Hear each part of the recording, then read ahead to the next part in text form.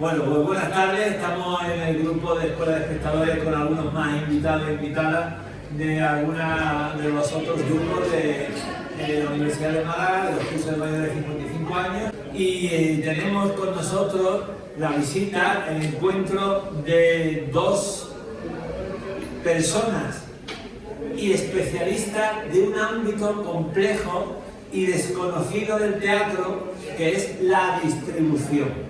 La distribución de teatro, pero ¿para qué sirve eso y por qué? Si el teatro vamos y lo vemos y eso no vale nada y lo hacen todo muy fácil y se lo saben de memoria. No, ya ellos se conocen todo el proceso más de producción, pero de distribución se habla muy poco. Pero la madre del cordero yo creo que está al final en la distribución. Cantidad de compañías suelen montar, producir sin pensar qué va a pasar después, qué va a ocurrir con ese producto. Es una mentalidad muy amateurista y por tanto el hecho de que haya especialistas y que haya toda una red de distribución de representantes que también se le llaman de compañías, porque es cierto que el concepto de representación de una compañía, de un espectáculo, de un actor, de una actriz, representa el hecho de tener que ver cómo entra en una producción, en un proyecto, pero en este caso es cuando una compañía tiene que llegar al que compra ese producto, que es el programador, que es otra historia. Y el programador que está o debe estar en el teatro, y que no existen tales programadores de teatro en cada uno de ellos, pues se ponen de acuerdo con quienes los distribuye o con la propia compañía, que naturalmente a través de la persona más adecuada, no tiene por qué ser el director o directora, sino que tiene que ser a lo mejor el más capaz de llamar por teléfono y de llamar a los teatros y decir mira, tengo esto, te lo mando, tengo una web, lo puedes mirar y tal y cual. Pero eso es como agua de borrajas. Eso se va en el limbo de los justos, porque parece que no, pero hay muchísimas compañías de teatro de nivel medio, y no bajo por calidad, sino bajo porque sus producciones no avanzan más allá de la provincia, de algunos pueblos, de Andalucía ya es mucho, y no digamos a nivel nacional, con todas las comunidades autónomas. Y de esto hemos hablado en algunas ocasiones y yo os lo he contado. Pero este secreto está en manos de personas como ella, que es una profesión, no sé si va a ir a más o menos.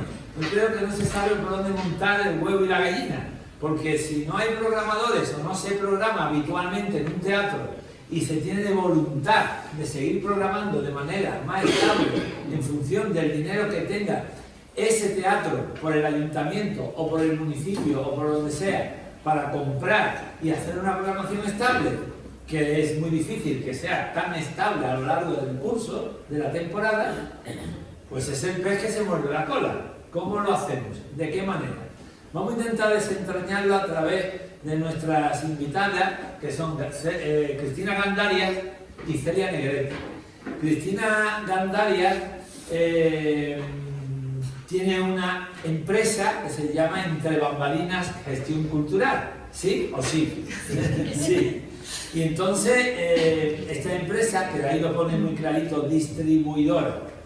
¿Quién llega y ve esa página? A quien tú le insistes y le llama y le llama y le llama, pues mírame la web, mírame lo que tengo, vamos a ver los espectáculos que tengo en distribución.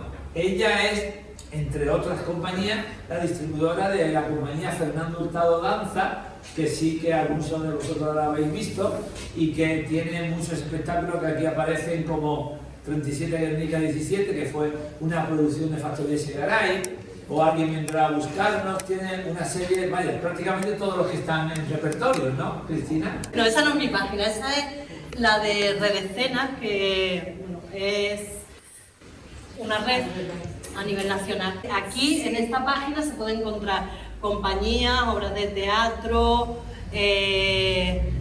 artistas, o sea, es una gran base de datos. Los teatros, nombres de programadores, o sea, es una gran base de datos.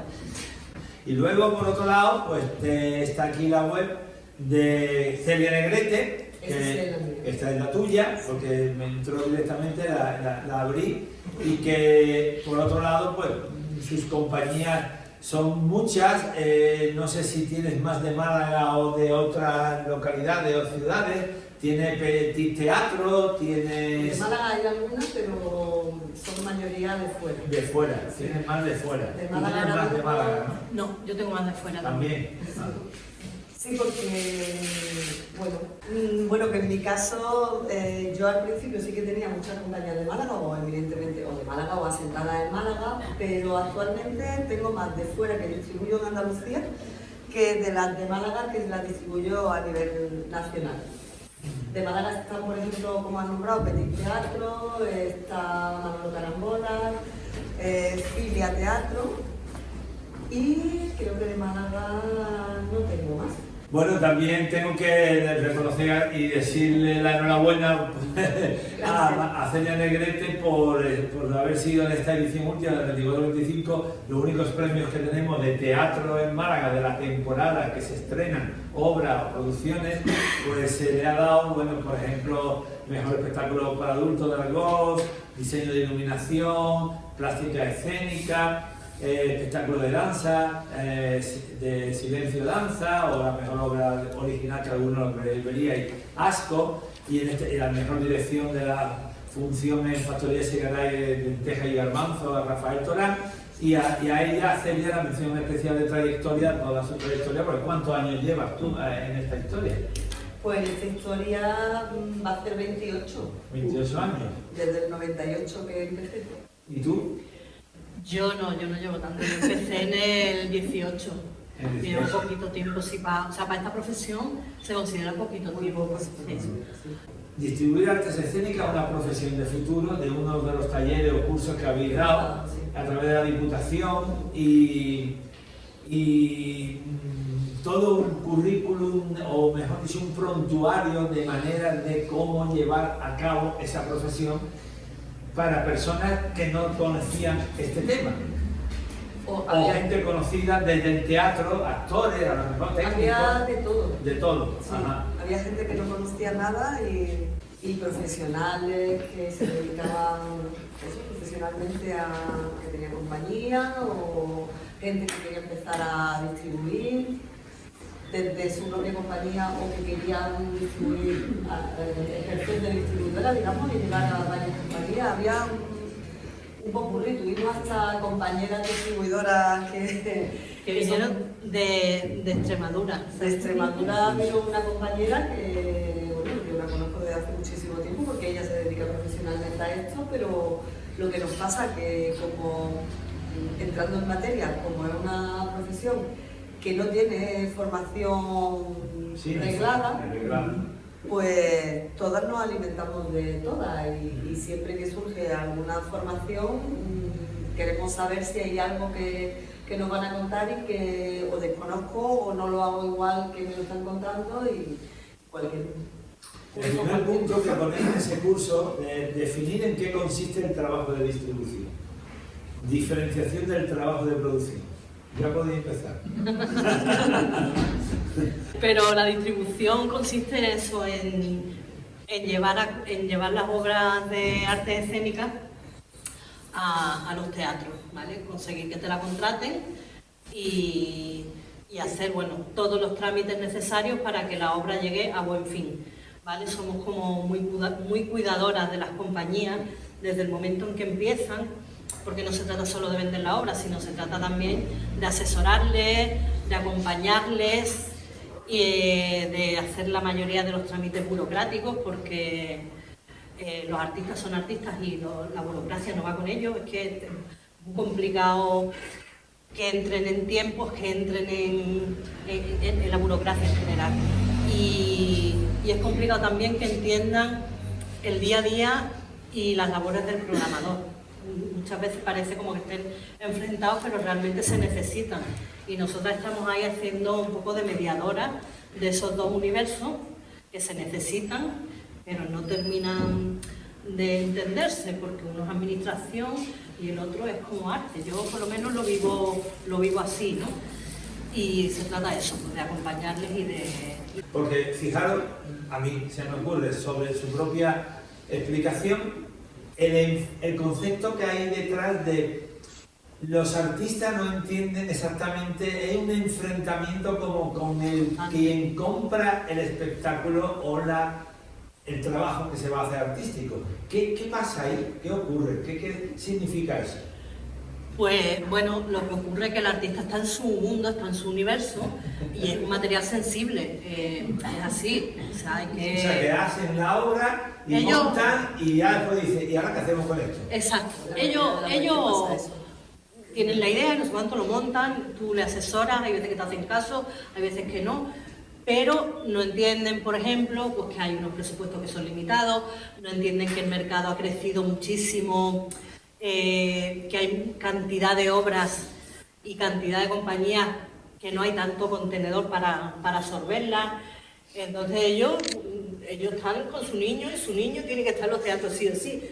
Entonces eso es lo que ellos llevan un poco mal. Y los programadores, pues por otra parte, bueno, pues la verdad que sí están más cerca de los artistas y de las distribuidoras de lo que ellos se imaginan, ¿no? Porque bueno, sí que entienden esa sensibilidad, lo que pasa que bueno, están limitados por los presupuestos muchas veces y por las fechas, sobre todo también, ¿no? Que las fechas, pues sabéis que se programa normalmente en fines de semana, el teatro, los que programan.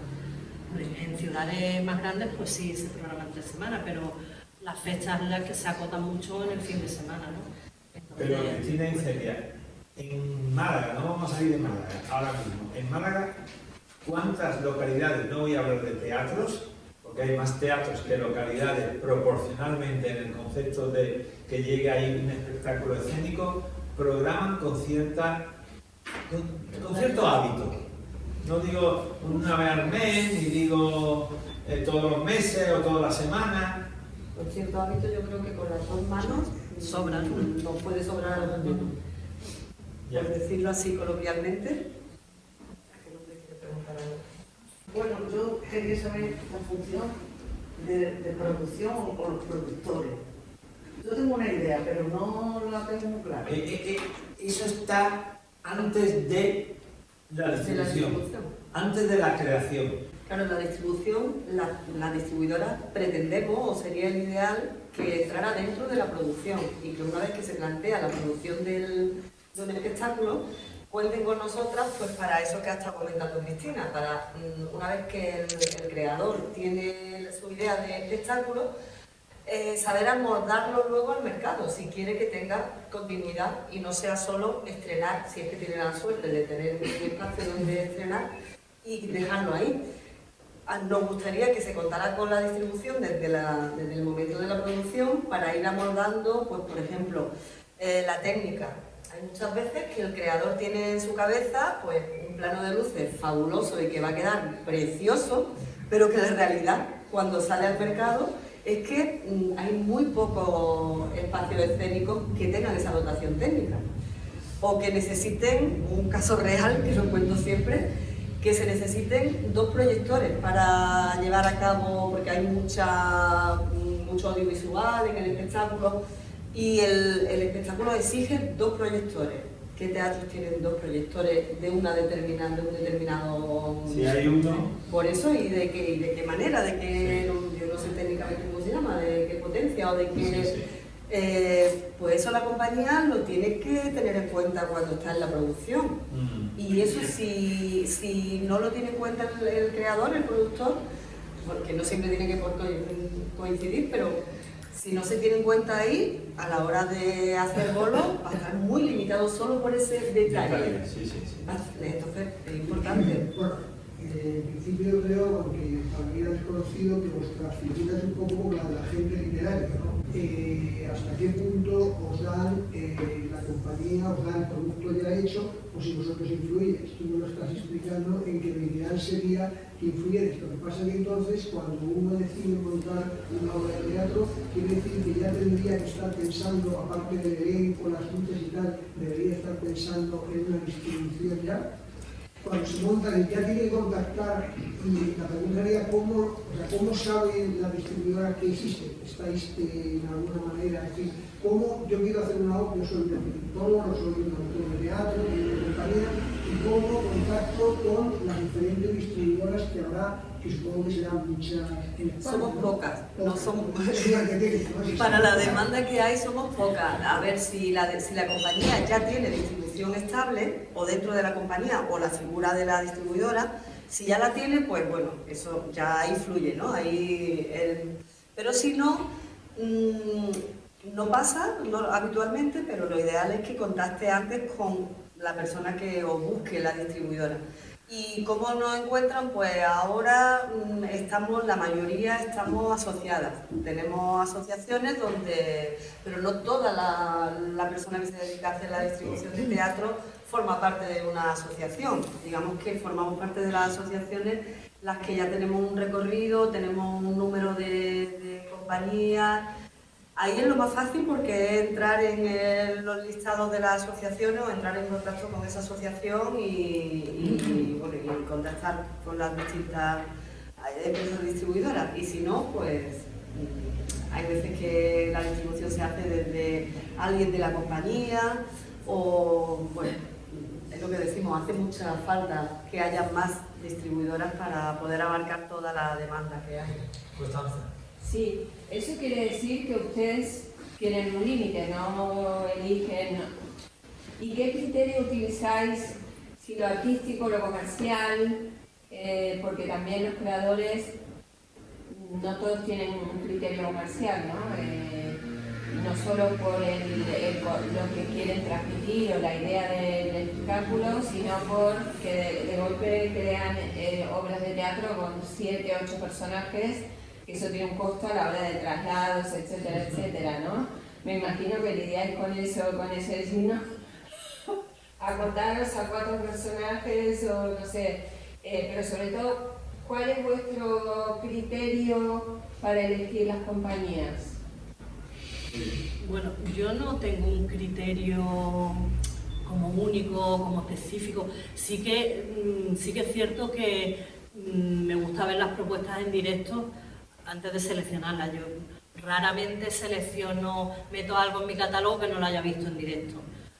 Y ya una vez que lo he visto en directo, pues decido si eso tiene posibilidades dentro de los clientes que yo ya tengo como más habituales, si eso podría ser vendible dentro de eso. Y si no me hace competencia también con otra obra que tenga ya en el catálogo, porque si ese hueco ya lo tengo cubierto, no voy a meter otra cosa que sea igual o parecida, pues no tendría mucho sentido. Y bien porque me esté funcionando o bien porque no me esté funcionando, ¿sabes? Si me está funcionando, no me interesa tampoco meter algo parecido porque me interesa que eso ruede bien, y si no me está funcionando, ¿para qué voy a meter otra cosa parecida si no me funciona, ¿no? Entonces, básicamente es eso. Nosotros visitamos muchas ferias de teatro y ahí también vemos propuestas nuevas, muchas compañías nos escriben, pues les decimos, mira, cuando estés por Málaga o lo que sea, no, vamos a verlas en directo. O sea, yo soy de ver cosas en directo porque de repente pues hay algo que nos pueda interesar, ¿no? Es que hay veces que, digamos que yo no cuestiono lo artístico, ¿no? A mí me gusta dejar a la compañía que pues, lo que ha creado se supone que tiene su idea, su criterio, y no me gusta podarlo, o no me gusta...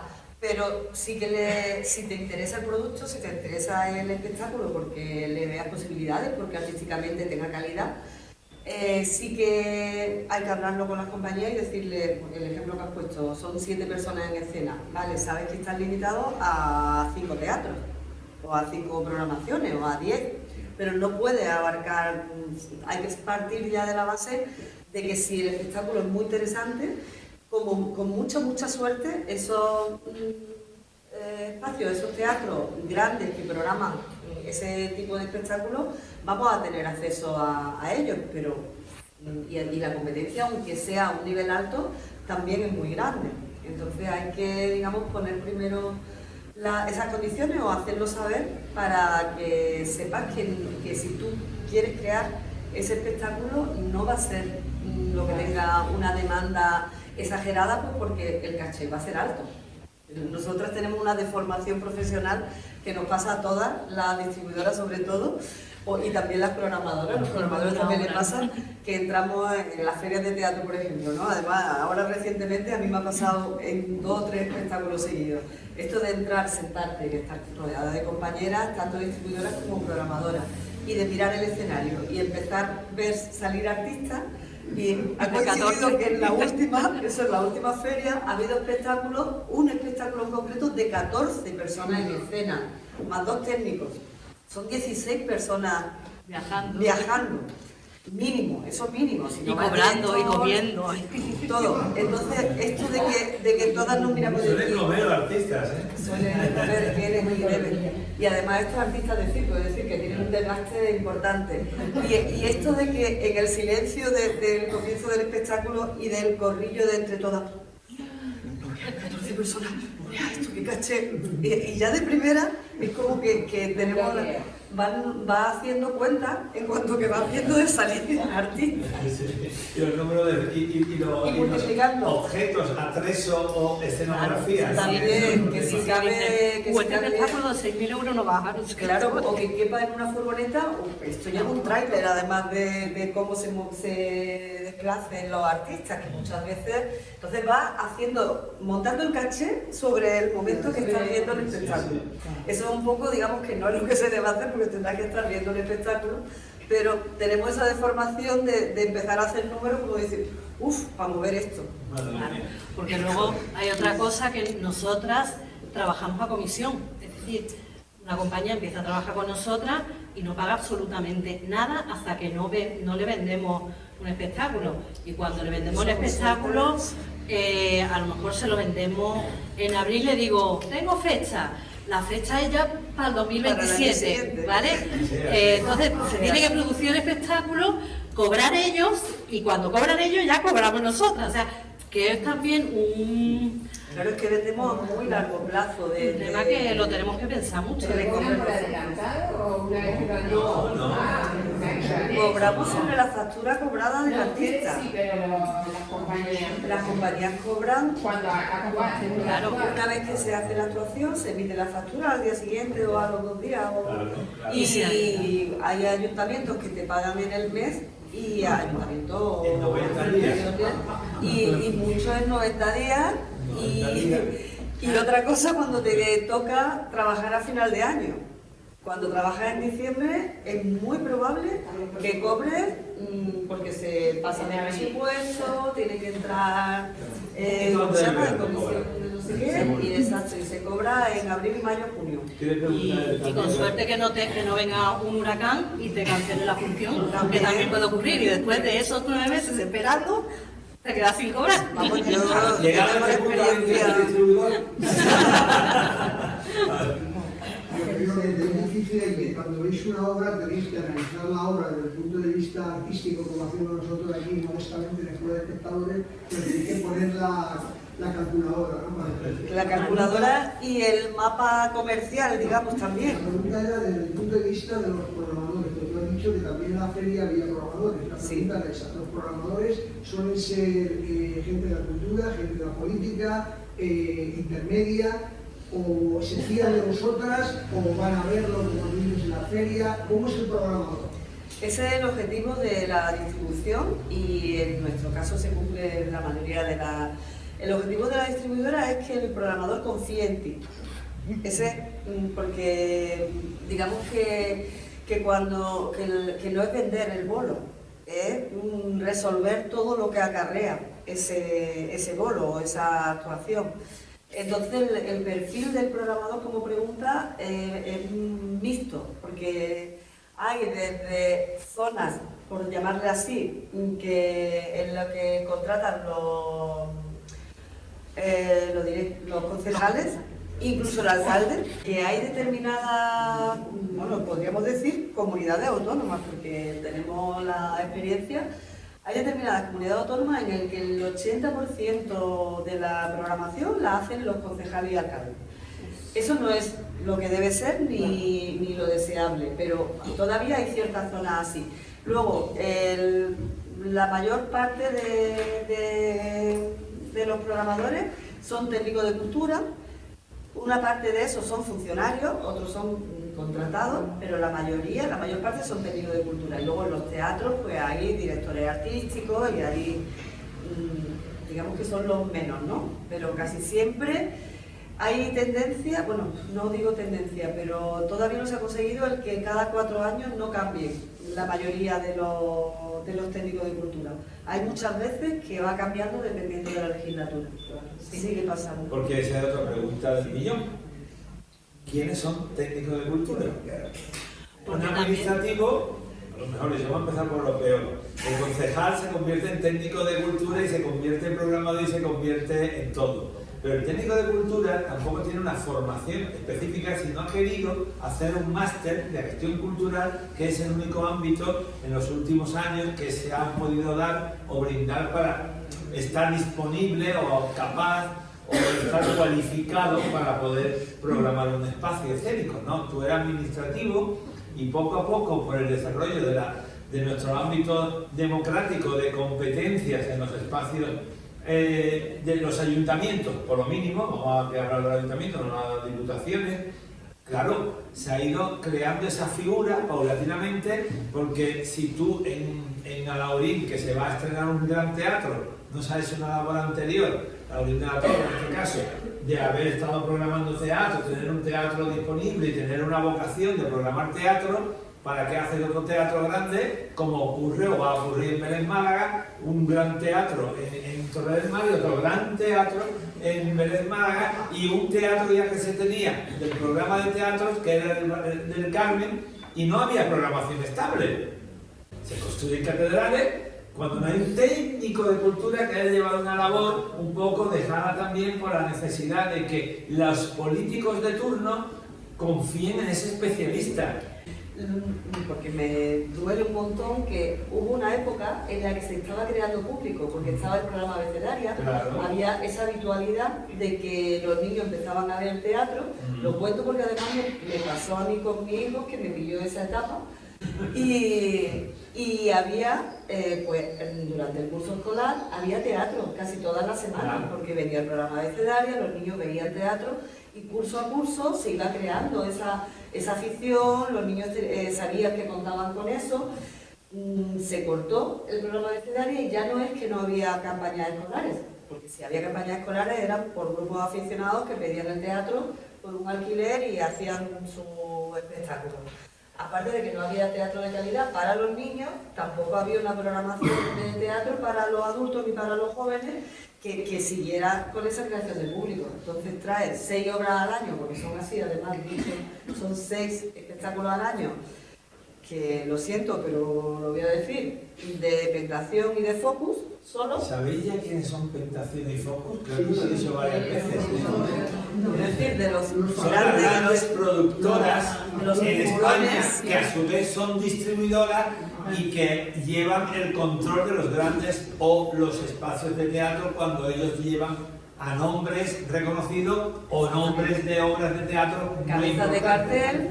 Y han habituado, en el caso concreto que estamos hablando, que ya que se ha personalizado, lo decimos tal cual, pues se llevan 6 espectáculos al año de teatro comercial y va al teatro, puede ser reducido grupo de personas que les gusta ese tipo de teatro, pero no se amplía, no se enseña que hay otro tipo de teatro, no se abre a la reflexión sobre temas, sobre propuestas, solo se va a lo comercial y a lo conocido y a ver a la figura de turno. Pero no hay opción a que pueda haber una diversidad, que pueda ser más plural. Y además, naturalmente, en toda esa red extraña que se va creando en vuestras cabezas viendo cómo es esta historia, hay muchísimo teatro como el de Factoría Segaray, que son producción pública, que para que se distribuya tendría que tener la necesidad de contar con algún distribuidor o distribuidora, que a su vez no funciona junto a unos distribuidores para que esos espectáculos funcionen o no, porque el público le haya gustado, se expandan, ¿no? Tenemos el ejemplo último de Conserveras del Tiempo, que lo han visto prácticamente todas y todos, y hay una serie de problemas técnicos de escenografía para que vaya a un teatro mediano, porque no cabe. Y entonces... No sé, yo lo he visto el espectáculo, no me parece que la escenografía sea un problema. Yo el problema que le veo a Conserveras, por ejemplo, ya que ha sacado el tema, es el tiempo de duración que tiene.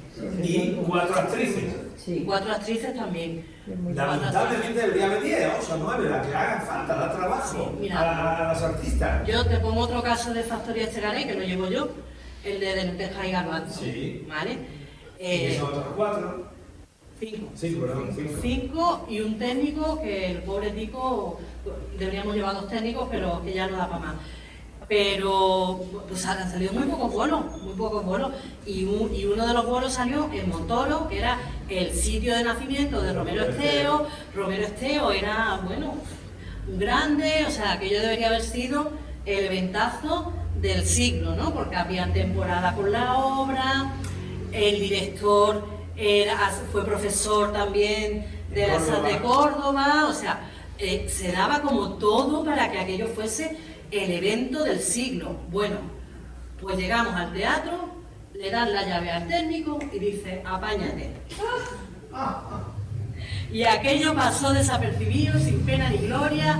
El técnico se las vio y se las deseó para poder montar él solo el espectáculo, porque la escalera más arriba, la escalera más abajo, sin conocer el teatro, fue horrible. Y es un ejemplo, ¿no?, de lo que debería de haber sido un gran día para Montoro y para la obra, pues pasó totalmente desapercibido. Independientemente de que, yo no tengo idea de que Montoro se programe teatro habitualmente. Montoro Sí, es de los que programa. Es de los que programa, pero coincidió que tenían un problema con la contrata que le llevaba la técnica, no sé cuánto, y la verdad que fue horrible, o sea, fue horrible.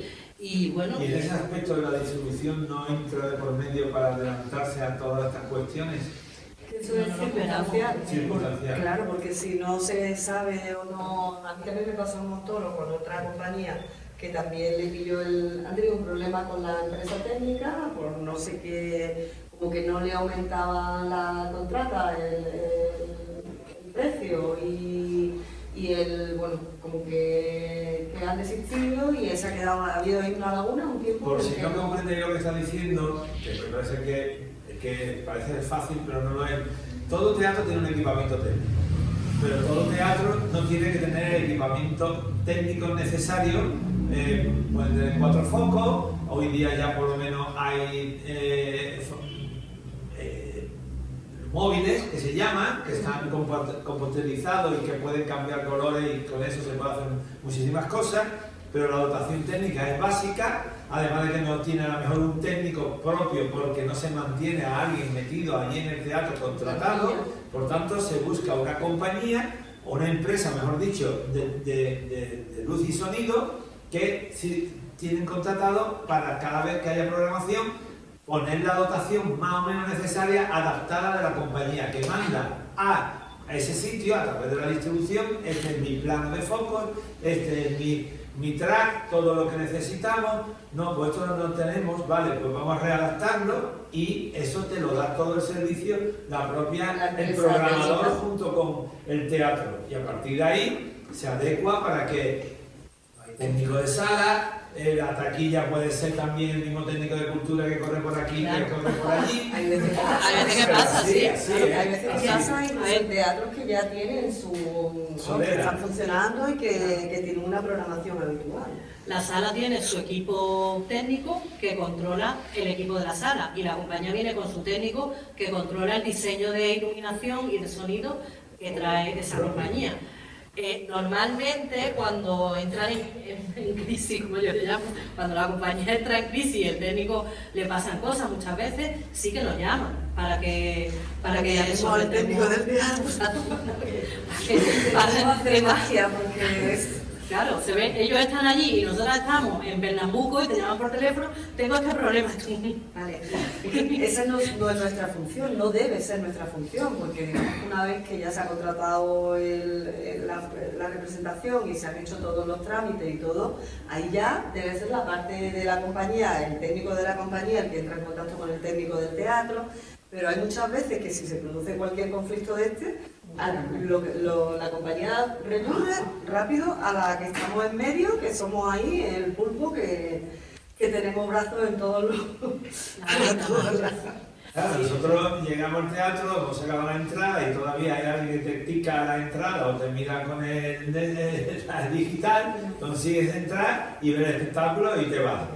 La conciencia que vais teniendo y tenéis, muchos de los que lleváis más años aquí que yo, de la escuela de espectadores, es que verdaderamente ya eso que está por dentro, ya ves realmente el fallo, el error de funcionamiento del lugar en donde vemos teatro.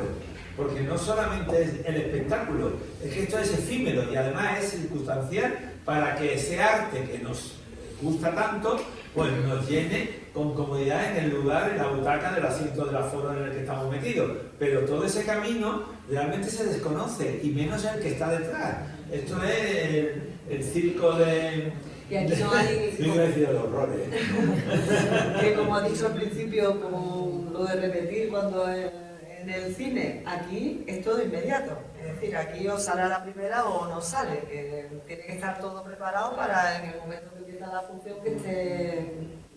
En ese contexto de comunicación o falta de comunicación, más allá de los teatros, con dotación, con técnicos de cultura o con personas que programan habitualmente durante años, que los hay, aquí en Málaga hay lugares que hay ya técnicos que conocemos y sabemos que llevan la programación en función de la economía y del presupuesto que Cultura le da para programar, y si tienen ese hábito de teatro, pues programan por lo menos un mes de teatro consecutivo, o a lo largo del año, el periodo más cercano, por ejemplo el mes de la mujer, hay una programación específica, otro para la parte que corresponde a lo que son amateurs, etcétera, para los propios de la localidad que están haciendo teatro, los talleres. Pero en todo esto está en lo que ocurre en España, en ciertos lugares, no son muchos, que están, y hemos hablado de ello, en las ferias. En Andalucía está la Feria de Teatro de Palma del Río, que suele ser la primera semana de julio, y entonces, que lleva 40 y tantos años, son 43 exactamente, que yo ahí iba desde los primeros años, y entonces ahí van los programadores, no solamente de Andalucía, sino de cualquier lugar de España, que puede interesar de estar allí y ver productos andaluces seleccionados por la feria. Que la feria selecciona propiamente sabiendo qué compañías son más reconocidas, que están más establecidas en Andalucía, con un caché en el sentido cualitativo, no de precio, caché de ser ya histórica, más las nuevas que se van haciendo hueco, que se mantienen estabilizadas, y otras tantas que son nuevas, que entran con gran dificultad para ser vistas por muchos más programadores en varios días. La feria de cerámica o de construcción, pues la hay en todas partes del mundo, pero son muy importantes, y para eso está la feria, el Palacio de Feria y Congresos, por ese motivo. Pues por el mismo motivo de todo lo que es la parte comercial, hay ferias de teatro, en Ciudad Rodrigo a final de agosto, en Gijón está la de teatro para niños y niñas, que es muy importante, FETEN, está también la de Huesca, y ¿qué más? Venga, que yo no me sé invitado. Está más feria, como estoy diciendo, desde sí, enero. Empieza más feria en Madrid en enero. Luego está Gijón. Bueno, nosotras este año hemos tenido otra experiencia nueva en otra feria en Cataluña. Cataluña tiene muchas ferias, y hay ahora una nueva hecha desde las compañías y las distribuidoras. Ajá. Y hemos ido este año también, que es a 1 de febrero. Y luego está FETEN FETEN, en Gijón, que está especializada en teatro infantil familiar. Ahora viene de feria, que empieza el sábado que viene, que es en San Sebastián. Después viene Albacete, Danza Valencia. En mayo hay varias, hay una de títere en Lérida, luego hay dos de circo, bueno, una de calle, esa también a final de mayo. Está Leioa, el humor azoka de Leioa, que es a mediados de mayo y esa es especializada en teatro de calle. Está en la misma fecha una especializada de circo en Cataluña, que es Trapezi. Está el TAP de Valladolid, que no es feria, el TAP es festival, lo que pasa es que tienen muchos programadores también y están cogiendo el carácter de feria, aunque no es feria de las que están dentro de COFAE, que es la Federación de Ferias. En mayo hay más. ¿Cuál está en mayo más? Y vosotros lleváis vuestro catálogo independientemente de los contactos con esos programadores respecto de lo que lleváis y tenéis. O Nosotros vamos a hacer amigos. Yo ya no me llevo catálogo ni me llevo nada, yo voy a hacer amigos. Es que las ferias tienen ese punto. La feria se puede vender en la feria y se vende, pero la feria sobre todo es para contactar con la persona a la que le manda el mail, a la que le llama por teléfono, y la relación se hace más amable y es distinta cuando tú le pones cara a esa persona y esa persona te pone cara a ti. Claro. Y aunque habléis de trabajo, no es el afán de decirle, oye, mira lo que tengo en catálogo, a ver si te interesa para tal, que también sí surge, pero lo mejor es que ya cuando os ponéis en contacto telefónicamente o por mail, que es al final lo que podemos hacer desde la oficina, porque no... pues es otro tipo ya de relación cuando entonces vamos a contactar entre personas y a ver espectáculos sobre todo. En la feria se ven espectáculos y hay también espacios de encuentros profesionales, que no es solamente ver espectáculos, a lo mejor vemos 5 o 6 espectáculos al día, pero hay unos momentos de encuentros profesionales que cada feria lo organiza. Formales o informales, digamos que están los formales, que son como encuentros de negocio como tal, de reuniones, de citas entre programación y distribución, o entre programación y compañías también. Hay muchas veces que las compañías mismas son las que van. Y luego están los encuentros informales, que siempre a la salida de los teatros, el punto de encuentro de la noche, que siempre hay un sitio donde tomarse la copa y ya que no acude todos los asistentes a la feria, pero es como el punto más informal de encontrarte.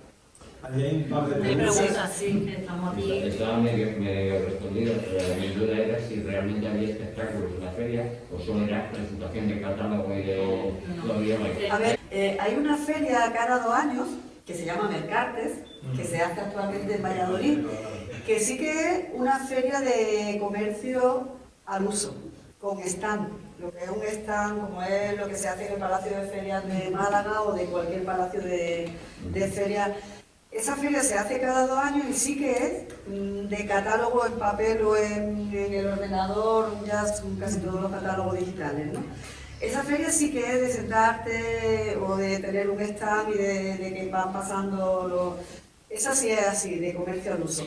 Pero el resto, lo que hemos hablado de ferias de teatro que hemos enumerado bastante, esas son de exhibición.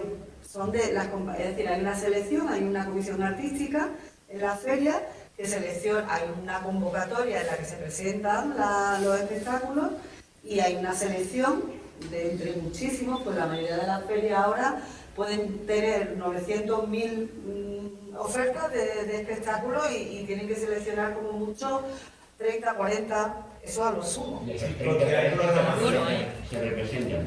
30 o 40 en el mejor de los casos.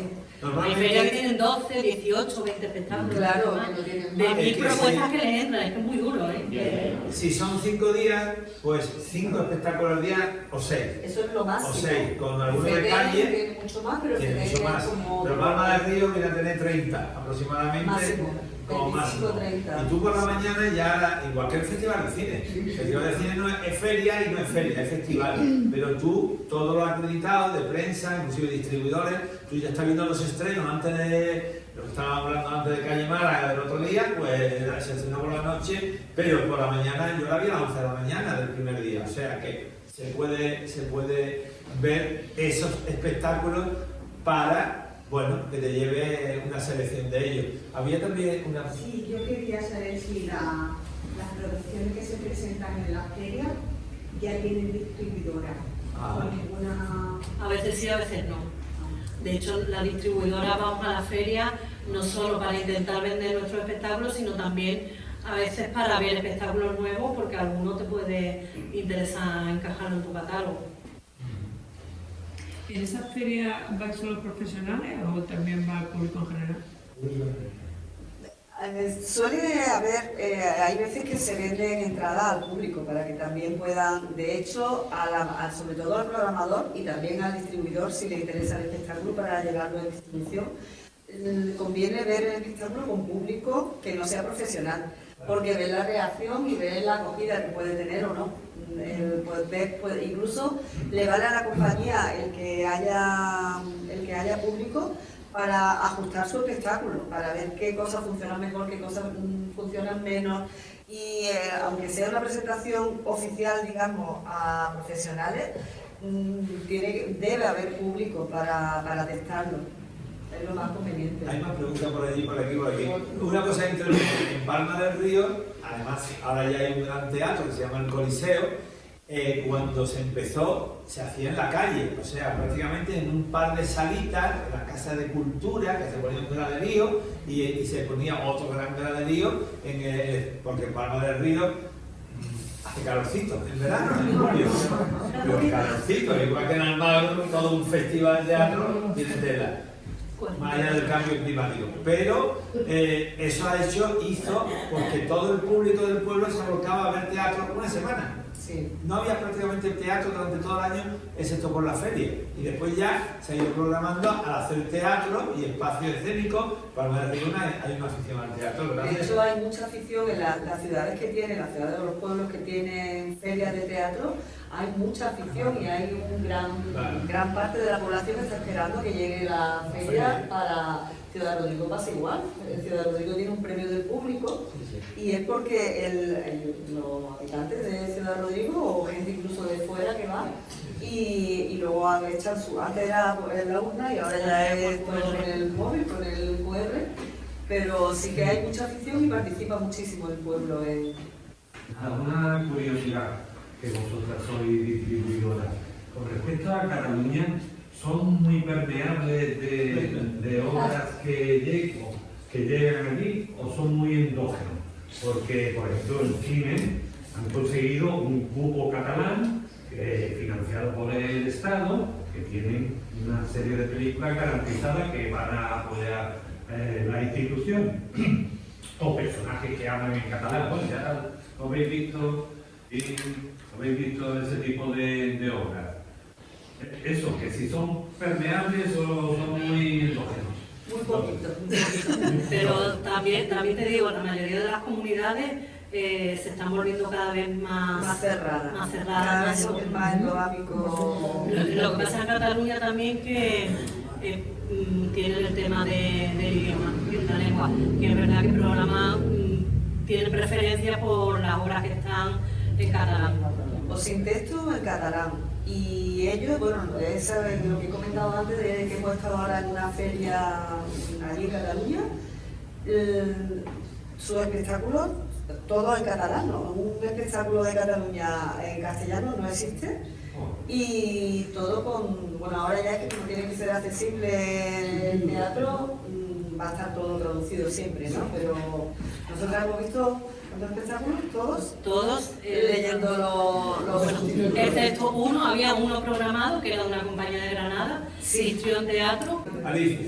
Yo quería saber, cuando ves el catálogo, ¿habláis de una cosa, o sea, que nos imaginamos todo, o hay enlaces y entonces se ven trozos de obra?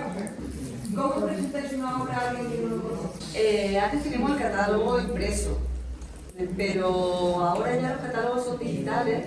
Pero vaya, que normalmente o le enviamos al programador un correo diciéndole, hola tal, no sé cuánto, creo que esta obra puede encajar dentro de tu programación y le ponemos, yo por lo menos lo que le suelo poner es el teaser de la obra o el tráiler, la obra completa, el dossier, el rider técnico, el caché y palabras muy bonitas siempre.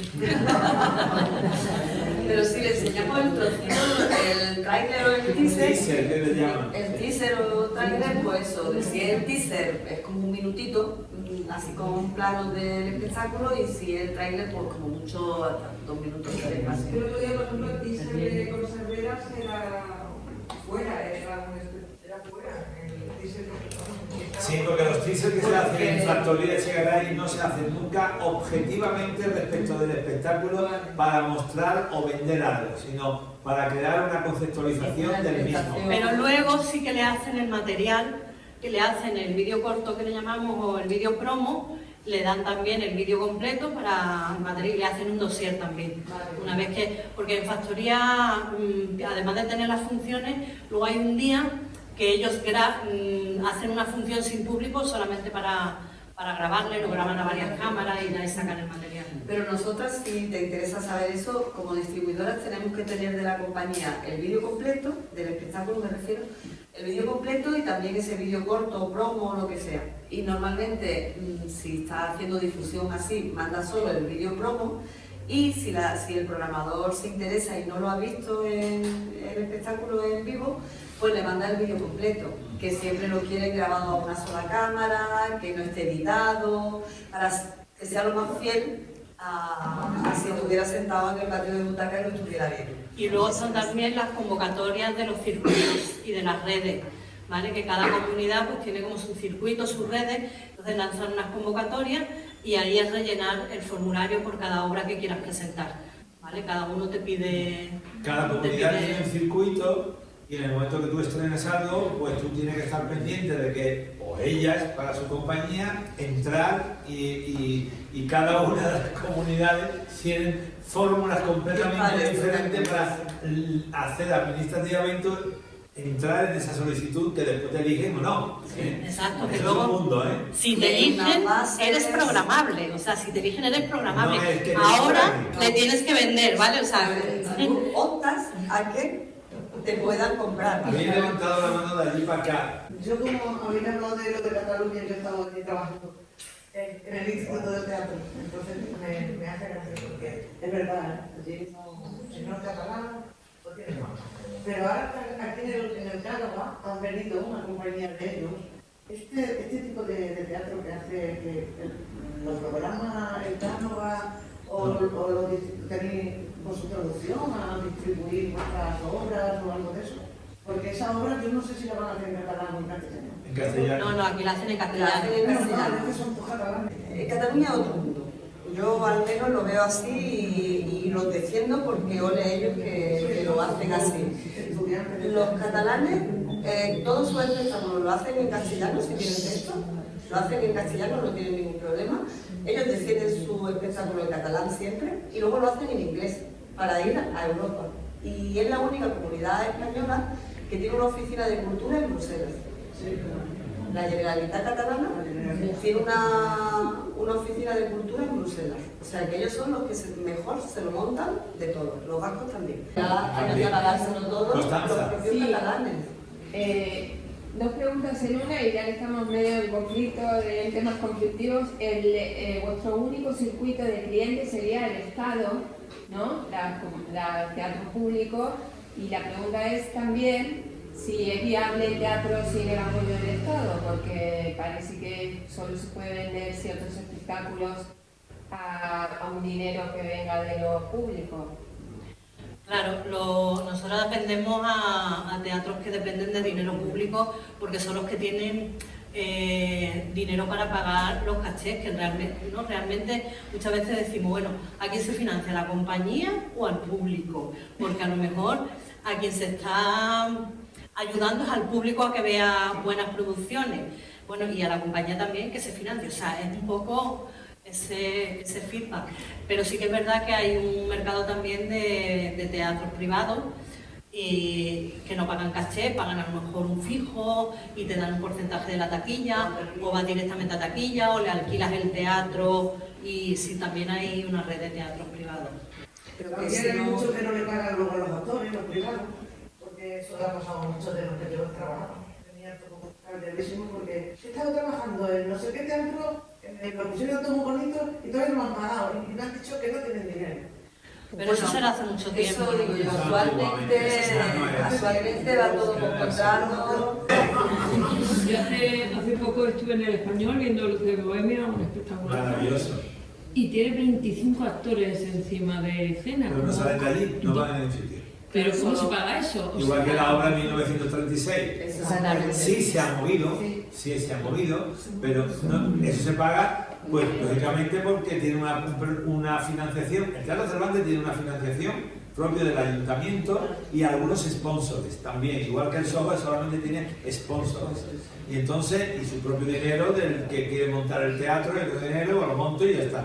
Entonces, en el caso del Teatro Español, que es del Ayuntamiento de Madrid, no es el Centro Dramático Nacional, que depende del Ministerio de Cultura, pues tiene su presupuesto para crear una serie de producciones. Entonces reparten y dicen, pues estos son los que pueden. Realmente, como la Compañía Nacional de Teatro Clásico, que también ha estado en el Soho, viendo lo que yo dije el otro día, Los Dos Hilanos de Verona, pues tiene 6 actores y actrices, una producción más potente y por tanto lo pueden hacer los teatros públicos. La cultura no tiene por qué ser rentable. Eso debería ser un lema económicamente rentable. Pero sí que está ahí, porque igualmente que se hacen eólicas y se hacen otras tantas inversiones para que las empresas tiren para adelante y los bancos nunca se hundan, pues nosotros también con la cultura hay que invertir dinero, obviamente. Pero entiendo que Luces de Bohemia no se puede mover del Español. No, evidentemente, pero ciertamente es muy agradable también pues encontrarte con una obra en la que hay 25 personas en escena. Es espectacular, claro. Pero eso solamente se puede hacer desde lo público, no se puede hacer de otra manera. Bueno, tenemos que dejarlo aquí. Muchísimas gracias por estar aquí, por haber roto ya la baraja de qué es el teatro de verdad, que es poderlo consumir, poderlo probar, saber, ver y seguiremos hablando porque siempre vaya apareciendo este tema porque es transversal. Yo creo que es transversal y muy importante y ánimo por vuestra labor y muchísimas gracias. ¿Vale?